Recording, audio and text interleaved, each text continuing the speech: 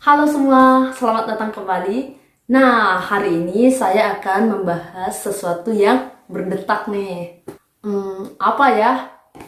Yaps, benar sekali. Jantung.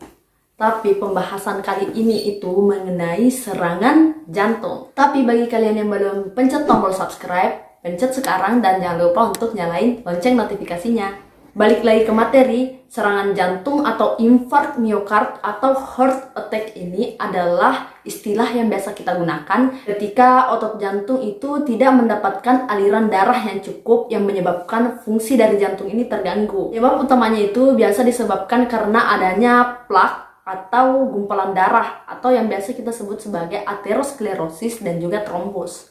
Aterosklerosis ini adalah plak yang menempel pada pembuluh darah yang karena adanya penimbunan lemak LDL dalam tubuh. Sedangkan trombus ini tuh kadang muncul ketika adanya luka pada pembuluh darah. Trombus ini akan berusaha untuk menutup luka tersebut. Nah, apabila pada pembuluh darah ini sudah terdapat plak, lalu terdapat lagi trombus, hal ini itu bisa menyumbat pembuluh darah secara total sehingga aliran darah menuju ke jantung itu terhambat. Alhasil timbullah serangan jantung ini nih. Biasanya sumbatannya itu ada pada pembuluh darah koroner, di mana pembuluh darah ini itu membawa darah ke jantung. Terus gejala-gejala yang kadang timbul pada penderita serangan jantung ini kayak gimana sih? Nah, gejala-gejala yang kadang timbul pada penderita biasanya yang pertama, jantung itu berdebar-debar atau dada seperti ada yang meremas-remas gitu. Terus yang kedua itu nafas terasa berat atau sesak nafas. Nah, yang ketiga, dada terasa nyeri atau angina. Yang keempat, ada rasa ingin mual dan muntah, terasa pusing dan juga berkeringat dingin. Tapi ada juga nih yang tidak merasakan gejala-gejala yang seperti tadi. Melainkan si penderita ini mengalami henti jantung secara mendadak yang menyebabkan seluruh pasokan udara di seluruh tubuh menjadi terhambat. Nah, misalnya nih jantung tidak mendapatkan pasokan udara yang cukup selama 20 menit aja bisa menyebabkan serangan jantung. Bahkan bisa sampai henti jantung atau kematian. Nah, misalnya otak tidak mendapatkan pasokan udara juga yang cukup, maka bisa menyebabkan infark pada sel-sel otak atau biasa kita sebut sebagai stroke, bisa sampai berujung pada kematian. Nah, karena serangan jantung ini merupakan penyakit yang gawat dan darurat, makanya jika kalian merasakan gejala tadi tersebut, maka kalian harus segera menuju ke rumah sakit terdekat untuk mendapatkan perawatan nih. Biasanya tenaga medis akan memberikan obat-obatan atau memasangkan ring pada pembuluh darah yang mengalami penyempitan tersebut supaya bisa mengurangi tingkat keparahan dari serangan jantung ini nih. Tapi serangan jantung ini kok bisa terjadi sih? Apa aja yang jadi faktor penyebab dari serangan jantung?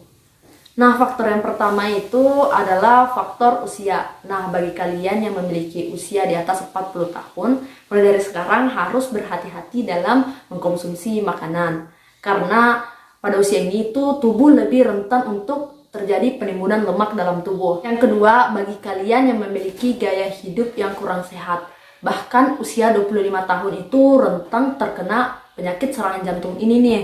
Karena adanya perubahan pola dan gaya hidup gitu loh. Itu semua bisa menjadi faktor resiko terkena serangan jantung. Selain itu, bagi kalian yang memiliki penyakit seperti hipertensi, diabetes, obesitas, bahkan kalian yang sering stres juga dapat memicu terjadinya serangan jantung ini.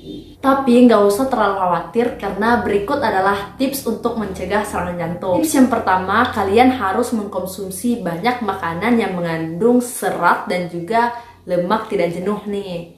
Serta harus mengurangi mengonsumsi makanan manis dan juga asin. Nah, makanan yang kaya akan serat ini itu memiliki kemampuan dalam meningkatkan kadar antioksidan dalam tubuh. Sedangkan makanan yang manis dan juga asin tadi itu bisa meningkatkan kadar radikal bebas dalam tubuh. Nah, makanya bagi kalian yang sering mengonsumsi makanan yang kaya akan serat, ini bisa melawan si radikal bebas tersebut tuh. Yang kedua, kalian harus memperbanyak olahraga atau berolahraga secara teratur nih. Karena ternyata berolahraga ini bisa meningkatkan kadar HDL dan juga menurunkan kadar LDL dalam tubuh nih.